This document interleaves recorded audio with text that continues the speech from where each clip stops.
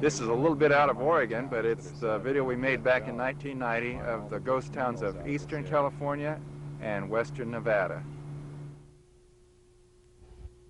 From Darwin, the road goes on up to Ballarat, and Prineville would be a nice ghost town too if the road wasn't washed out.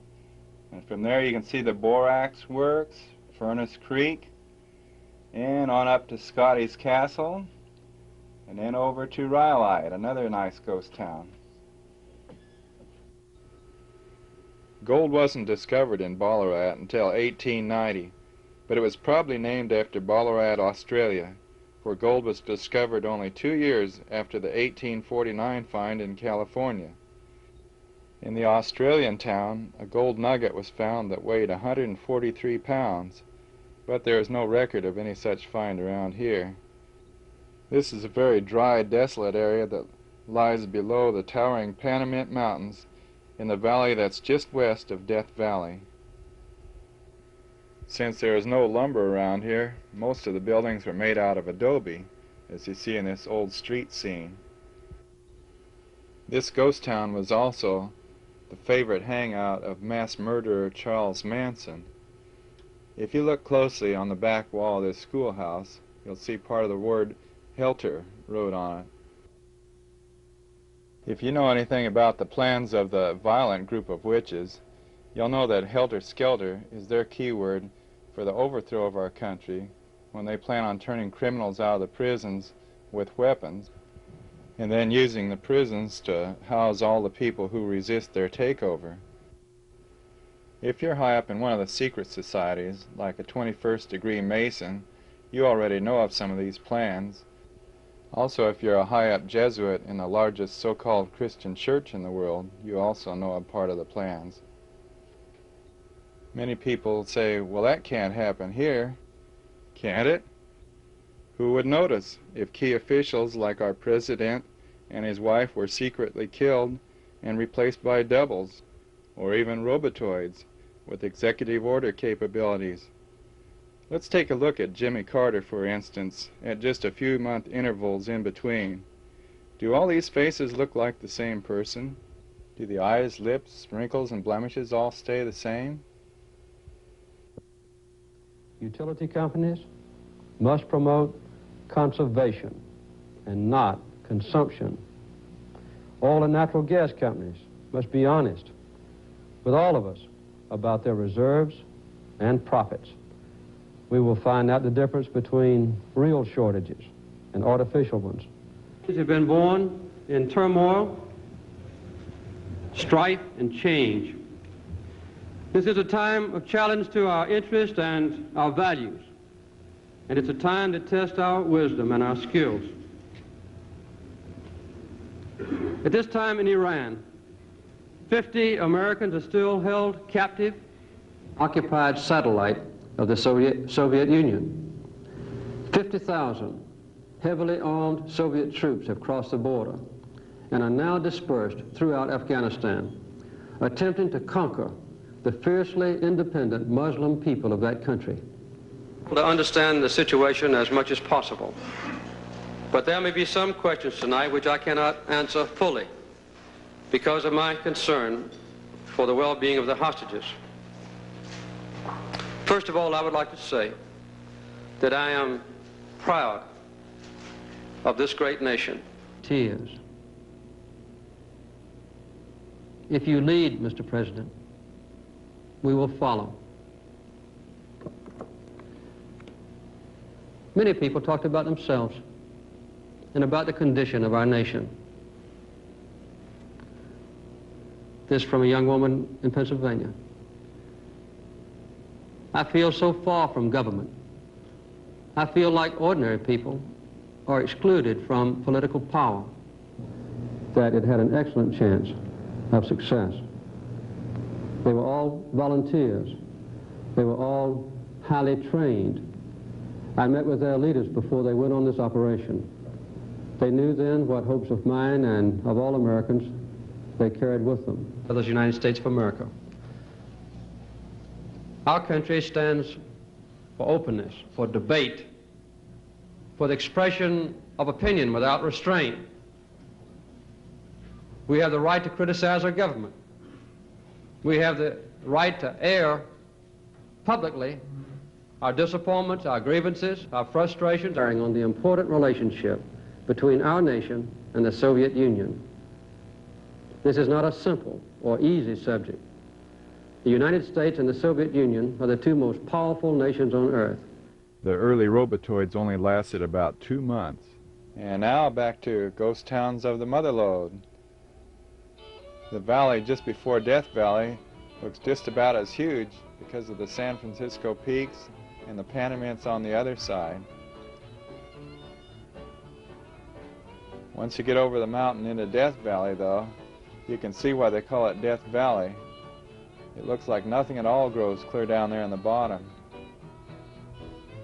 By the way, if anyone is interested in the doubles, you might like to see the video The Conspiracy Against America.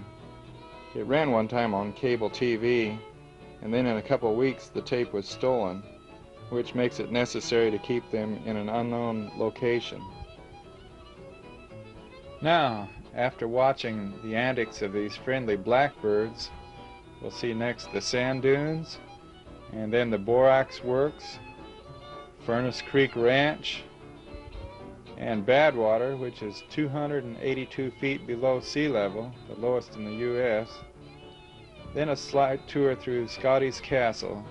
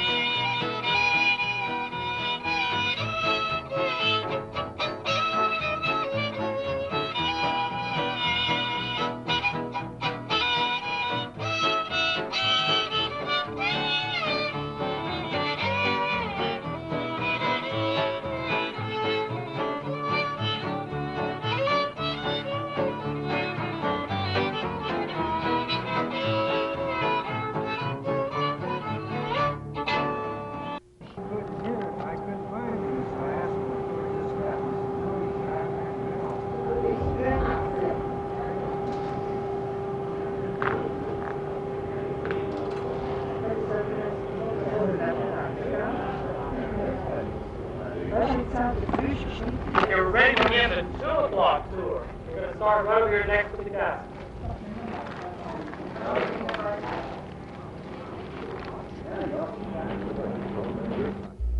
Scotty, the man that this castle was named after, actually only inherited it for as long as he lived, and then it was given to a church organization. The man that really built it owned an insurance company that he had to sell because it went broke. It later became the Allstate Insurance Company. Let me get past you here. Sure. Okay, folks, we are now at the family part of the... This 1933 Packard was purchased new for $1,433. And the wire brush. Now come on, folks, we're going to go over here into the bedroom of the man whose name is on this castle.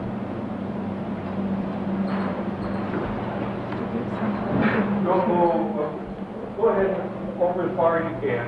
I want everybody to be able to see it. This organ is set as low as it will go, as quietly as it will go. The ceiling up here is acoustic. And its purpose, this is the sound box for the organ.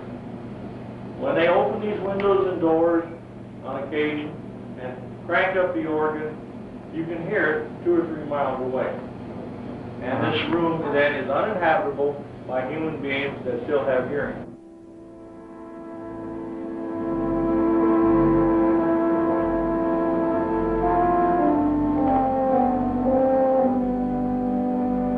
Well, you think that is air for a G string by Bach. You get a 1-minute excerpt. Come on up and look if you want to. So we heard to warn you though, the next melody, 1-minute melody with his hand on the top, and that comes out right loud. Now the baffles control the volume. Over here it's as loud.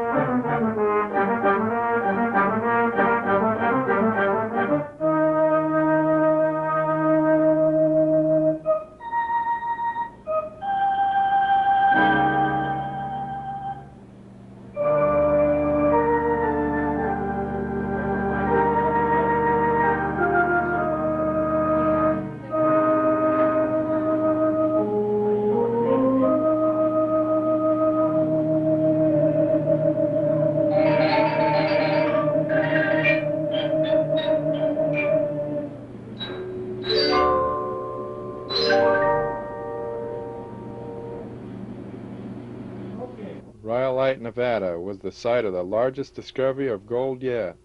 The city grew amazingly fast of permanent concrete buildings. But in 3 years' time the gold was gone. It was only a shallow vein, and soon the 10,000 people were gone too.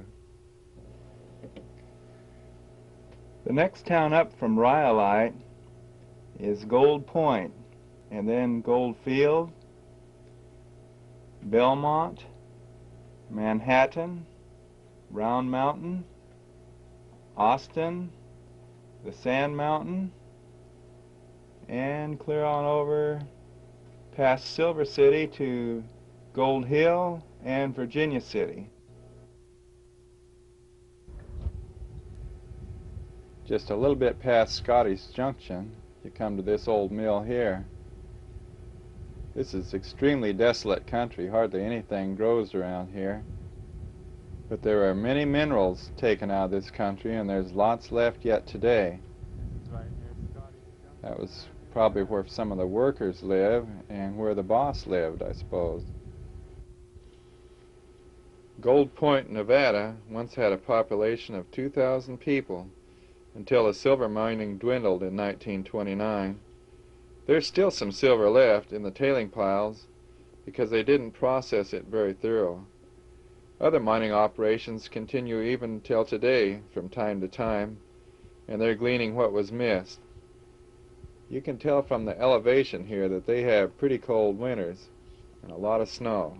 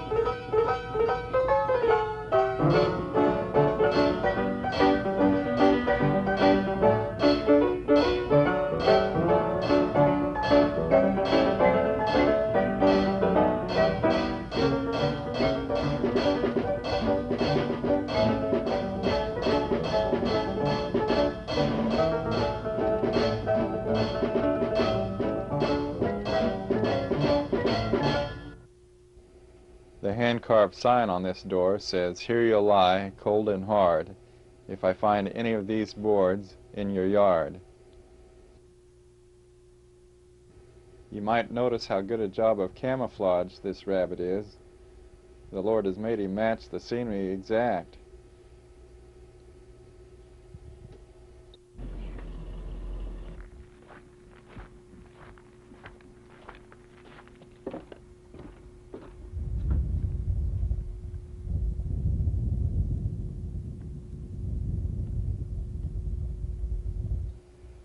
This is Goldfield, Nevada.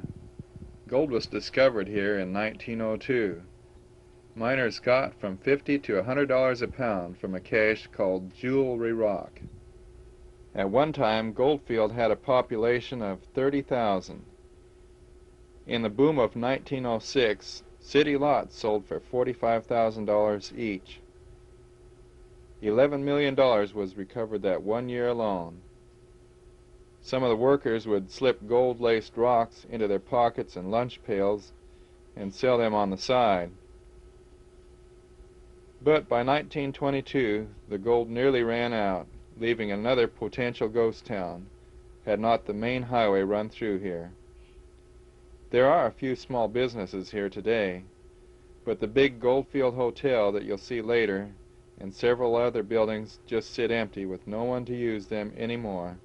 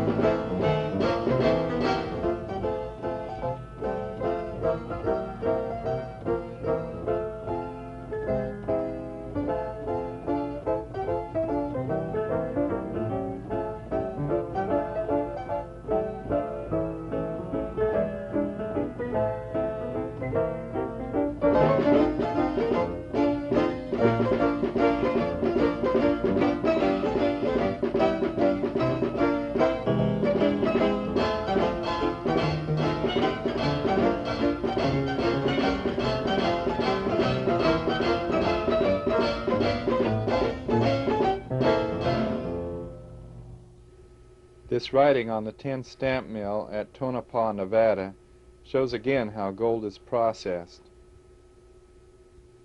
$250 million in gold and silver was taken out of Tonopah.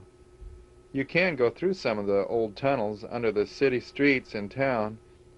All you have to do is go to the Mizpah Hotel and ask for a guided tour.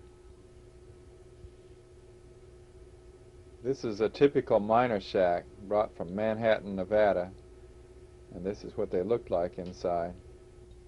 As you can see, there's no extra frills. A miner's life was kind of a hard life. This is the outdoor plumbing. It's even wallpapered with the Saturday Evening Post to keep the wind from blowing through. You might notice this old scoop shovel is powered by chain drive. The city of Belmont lasted only 20 years and produced $15 million worth of lead and silver ore. 2 union organizers were hanged for trying to organize a labor union here. Charles Manson and his gun-toting followers wanted to make this town their headquarters. He even wrote Hilter in back of the courthouse. But the few residents of Belmont didn't like the looks of them, so faced them with their guns and told them to leave town and not come back, which they promptly did. I had a chance to talk with one of the fearless residents of this town, a man named Dick Ashton. He owns the local saloon here, the only business in town. This town was born in 1865. That's when the Indians showed the white man where the silver was. And this is all silver back here. Nevada became a state in 1864, and the government gave this whole section of land to the county of Nye so they could dole out the lots for the miners and the ranchers and whoever wanted it. It had a real fantastic history. It was one of the best silver camps in the early days of Nevada.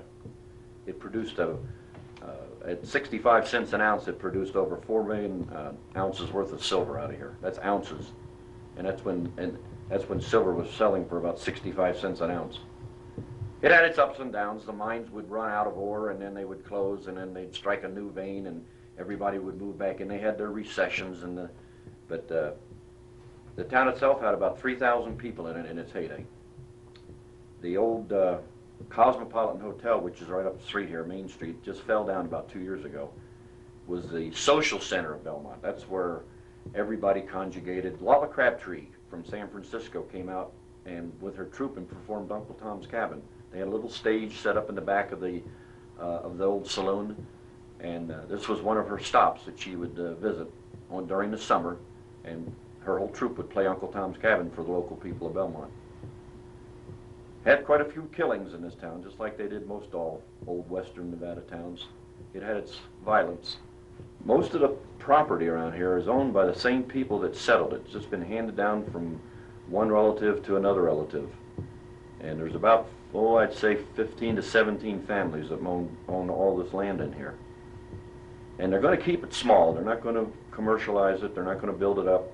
That's one of the reasons I decided to move up here, was because it isn't going to grow and it isn't going to get big.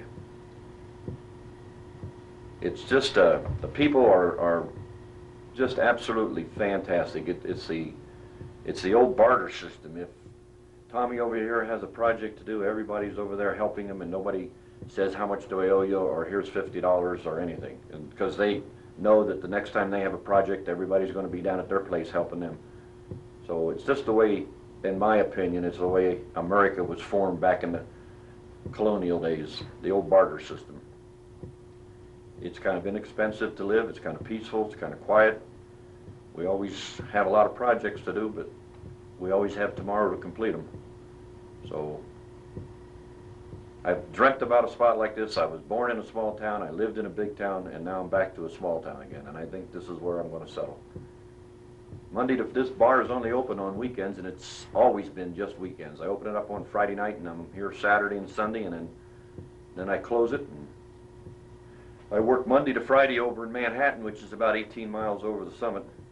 And I work at a gold mine over there, Monday to Friday. I've been over there for 12 years, just about as long as I've had the bar.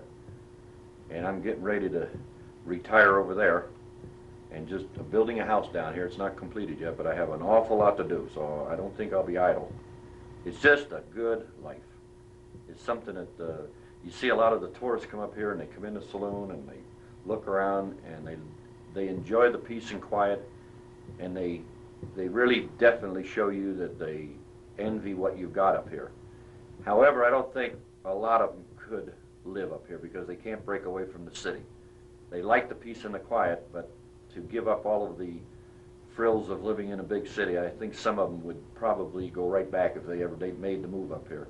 It takes somebody special, I think, to do away with all of the conveniences, fire departments, police departments. We have our own volunteer fire department here.